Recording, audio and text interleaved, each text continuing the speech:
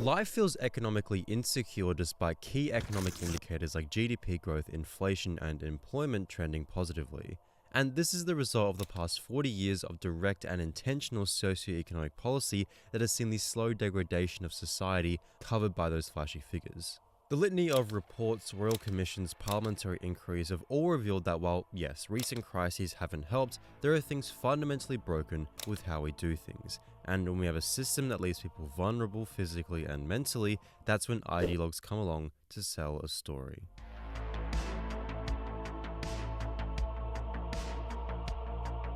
In times of crisis, anti-immigrant and extremist politics flourish. We saw this during the 2008 global financial crisis, and emboldened by the growth of post-truth politics, we can see this today. This is because in times of crisis, people become understandably and justifiably disgruntled and upset with the current system, and so are more susceptible to alternative narratives. Anti-immigration figures poise themselves as contrary, outside of the establishment, and so are able to capture lots of that discontent. As much as they say they're against big business or the government, these people in reality play a very significant role in reining in discontent and funneling it into easily regulated spaces. Because instead of people being upset with the root of their problems, the economic system, their material circumstances, these anti-immigrant figures redirect antagonism towards socio-cultural groups like immigrants and also other minorities. While this may make people feel like they're fighting against the machine, calling out the elites, in reality they're playing into their hands by not questioning the actual systems which disadvantage so many of us and advance so few of us. One thing to note initially is that while facts are often heralded and presented in discourse, analysis isn't. Facts aren't useful unless you contextualize them. So, for example, one fact that's often thrown out is that in the past year, 737,000 immigrants came into Australia, despite only 162,000 homes being approved. That sounds super scary, but let's contextualize it. The net migration rate after accounting for people who left the country is 518,000, which, is still bigger than 162,000. Next, if we break down that 518,000 into the number of households added to the economy, since you could have 1 or 4 persons per household, we can see that in the last year, there were 287,400 new households, although that is still above 162,000.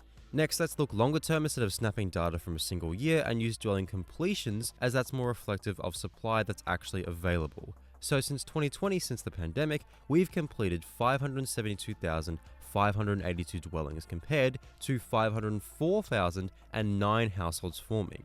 Since 2005, we've built 3.1 million dwellings compared to forming 2.8 million households.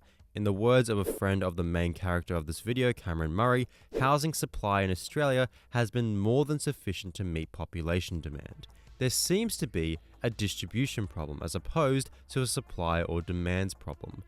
Furthermore, and crucially, there are numerous investigations into the exact relationship between house prices and immigration. The most recent study, which reflects the literature quite well, found that an immigration inflow of 1% of the postcode's population raises housing prices by 0.9% a year. As a result, Australian housing prices would have been 1.1% lower per annum if there had been no immigration. As the authors note, while this is clearly a non-trivial effect on home prices, neither is it the main driver of prices. Of course, contextualizing data and actual analysis is 1, harder to think about than blurted out repeated statistics, and thus 2, harder for propagandists to promote. Leith Van Onselen is an economist who's been around the media for a while now, from ABC to Sky. He's grown in popularity particularly in the post-COVID climate, primarily due to his overtly anti-immigration rhetoric. The talking points you're hearing a lot right now mostly comes from Leith. He's the guy. Leith squarely puts the root of all of Australia's problems, whether it be housing prices, rents, a deteriorating health system, crowded public infrastructure, on immigration. And he does so in a very populist manner. He speaks of big business, property developers, and the government, all colluding to maintain a Ponzi scheme at all of our expense. Yeah, it's another government-inspired housing Ponzi bubble.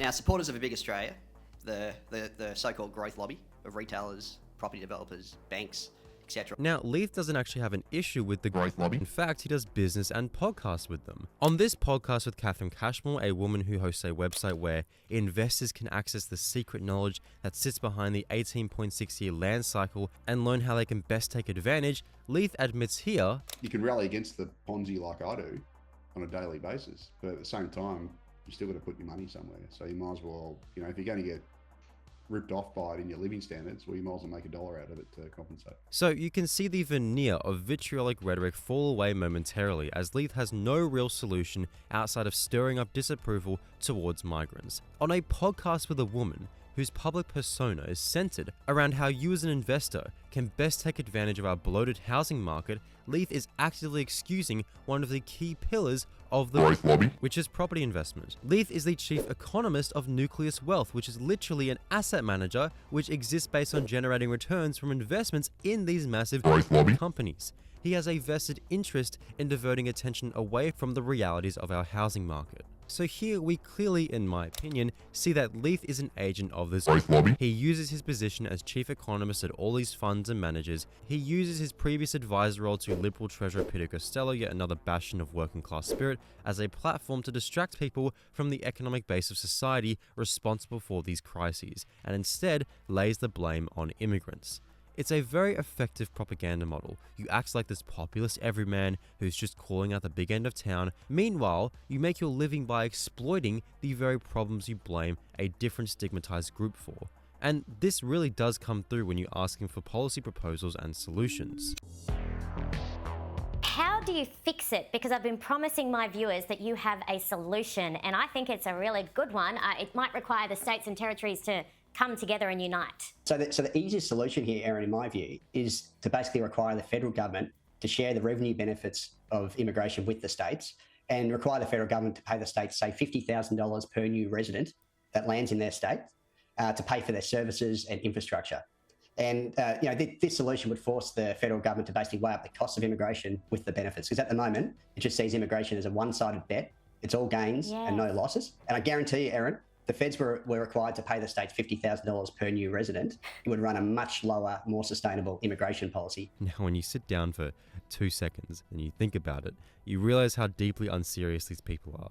The root of the housing crisis, in Leith's own mind, can be solved if you introduce a clause which triggers a 50 grand payment when a person arrives in Australia. This proposal is completely undermined by the fact that state governments, the institutions Leith says are getting shafted by the current arrangement, consistently campaign for and lobby for immigration, and it's bipartisan. For example, both former premiers Dominic Perrottet and Dan Andrews publicly have called for a bigger Australia. So artificially sharing the cost burden with the federal government wouldn't inherently lower immigration. Moreover, Leith Van Onselen Will tell us that we just need to build more infrastructure. Like, you can just go, and this massive amount of infrastructure will suddenly magically appear. so given we have a migration rate of 80,000 a year, Leith's normal amount, the $4 billion given to state governments from Leith's 50,000 a person clause will Magically appear. as the necessary infrastructure. This is so incredibly lackluster for someone who actually used to work for the government. Sorry, just in post here because I just realized this was doubly insane. He's doing this speech in protest of overdevelopment, and so he wants to cut infrastructure projects, he wants to cut development in the suburbs, but also have this pithy $4 billion national infrastructure spend.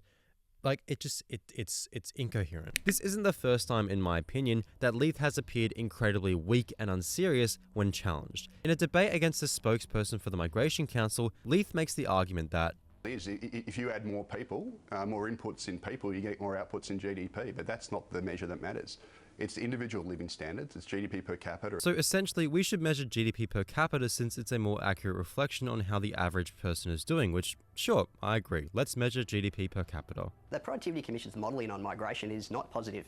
The Productivity Commission has actually found that if you increase skilled migration, they did an extended report back in 2006 where they modelled a 50% increase in the skilled migrant intake, and they found that all the gains go to the migrants and wealthy owners of capital, whereas resident workers are actually made worse off and they get lower income. I'm going to have to pull you up on that, Leith, because the more updated report, which criticises in some ways the 2006 report as being very limited in its scope, Yes, but shows Carla, that the per capita increase, the amount for the general population, including people who are here as well as new migrants coming in, is 7%. You're missing a fundamental point. That might be true with GDP per capita, but also shows that residents' wages, and I'm talking about the most recent study, actually fall. So when looking at GDP per capita doesn't suit the narrative, oh no, it's actually residents' wages. That's what we need to look at.